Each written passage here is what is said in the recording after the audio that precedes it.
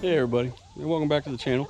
So I came out here today after I got home from work to check on the eggs to see if we had any I guess fresh eggs laid, and started looking at the coop, and there were some things I wanted to change about it. I got to realizing I hadn't really walked you guys through any of the modifications that we did to it from the initial build video. So I'm going to go ahead and try to do that today.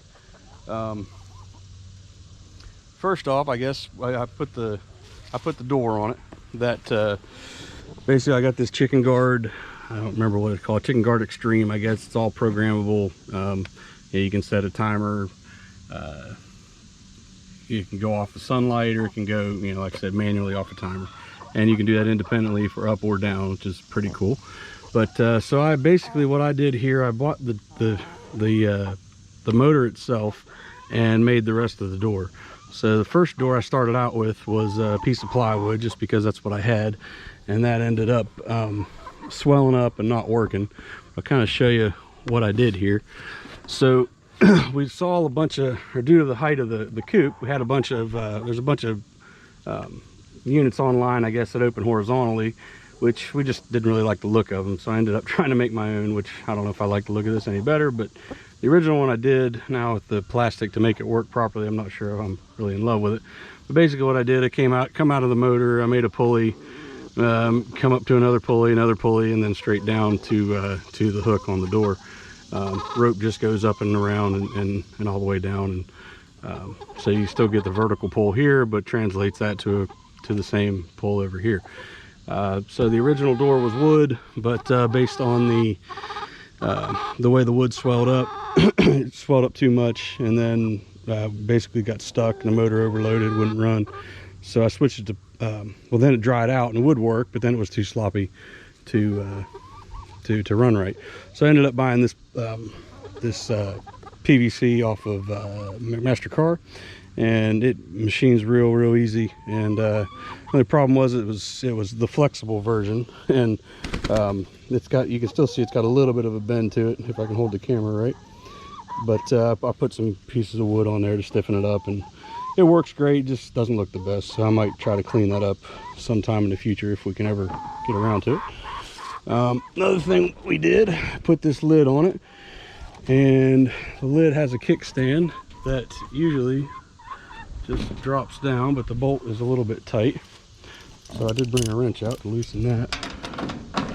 So basically you just open up the lid, and that kickstand will ride.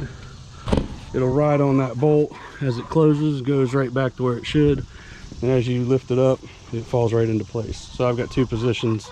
We've got a high, you know, we're just in here checking on things, we can lock it there, but if I gotta do any work in it, which is what I'm doing today, I gotta lift it, I'll lock it onto the other bolt. So I don't know if any of you all have any experience with a coop like this, but basically I looked it up. For the number of chickens, I have an appropriate number of roost bars, spacing and width, but they decided a long time ago that they did not want to go in at night. So right now we've got anywhere from, say 2 to 8 out every night. Occasionally they'll all go in. I'm not sure what the conditions are, if it's rain or weather or what, but occasionally we'll come out and they'll all be in where they should be. But typically there's multiple outside. If anybody has any ideas as to why that is, I'd be more than happy to hear. But so what I ended up doing was I got some pieces of branches we got over there in the woods. I got plenty of sycamore trees that drop fairly large, fairly stout branches fairly frequently. So I went ahead and picked up one or two and went ahead and just cut those up and made some perches. That seemed to help, but there's still a few out, so I'm going to go ahead today and try to basically raise that lower, well, not raise it, but create that lower grid pattern up higher where you know, where these are, because they seem to be happy roosting on these at night. But I'm going to go ahead and put some more roost bars in, and hopefully that'll solve that. The other thing that we have is the nest box, and we touched on the nest box on the door in an earlier video, but didn't really go into it much. But basically all it is a 12 by 12 inner space for the chickens to go in and do their thing. She decided to come and land on my arm as I'm talking. It's 12 by 12 inner space. Well, I'm sorry, it's 12 by 48. 12 deep, 12 high, and 48 wide. I bought the pad off of Best Nest, and I can't remember what slope I put on there. Maybe I think it's like 2 inches over 15 inches. So it's not very steep, but it's steep enough that they'll roll away pretty well. So we open up the door, and the eggs are right here every morning, or I guess early afternoon. I went ahead and I got a wood lathe, and I turned some eggs that I didn't film because I don't know, I just needed a day on the lathe and didn't want to mess with the cameras. But we put these up to begin with, and I don't know if they helped or not. Chickens figured out where to lay the eggs. I guess they just, by nature, they want an enclosed place to lay them. So, in a nutshell, that's the that's the whole coop. Now, the only thing I did find that I wasn't real happy about were these wheels.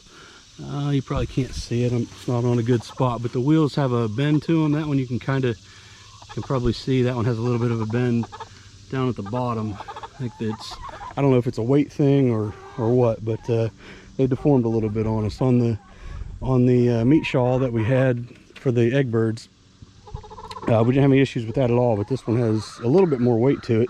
But they're supposed to be good for, I thought, 300 pounds, but apparently it's less than that. So anyway, I got some more sycamore branches laying down over there. I'm gonna go ahead and take these out, and I already took some out that I didn't get on camera, but I'm gonna take these the rest of the way out and get those cut up and mounted in place. And we will hopefully have no chickens on the roof tonight. We'll see how it goes. All right, well, I got the rest of them out and getting ready to start putting them in.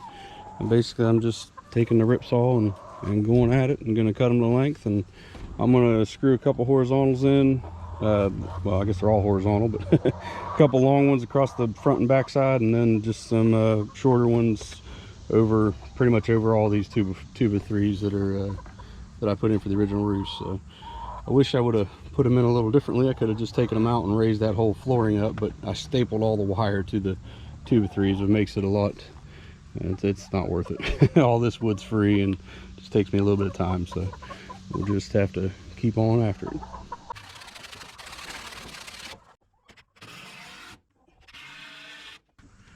Good. What do you think?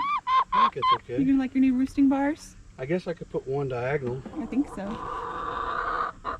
That's probably, if I put the diagonal one in, that's longer than that anyway.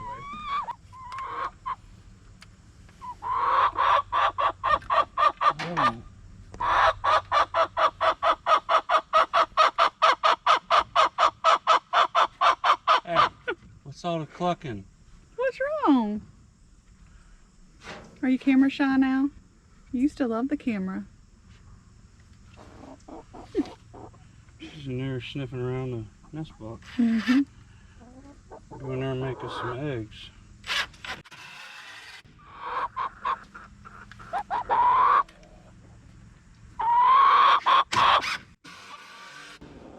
You're pretty. I think it's pretty good. Just gotta put a screw on it and we'll be done. Okay.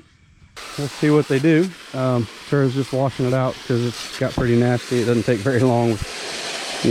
We got, 18 chickens in here now, and it doesn't take them long to mess it up. So if you're getting it all cleaned up, it'll dry out. We'll go over feed the pigs, and then we come back. We'll put it in the pen with them and see how they like it. Hopefully, we'll come back tonight and not have any issues. But like, if anybody out there has any idea as to why they won't go back in, we've heard things like, they get scared and the varmint gets in there with them, like a coon or a possum or a snake or whatever.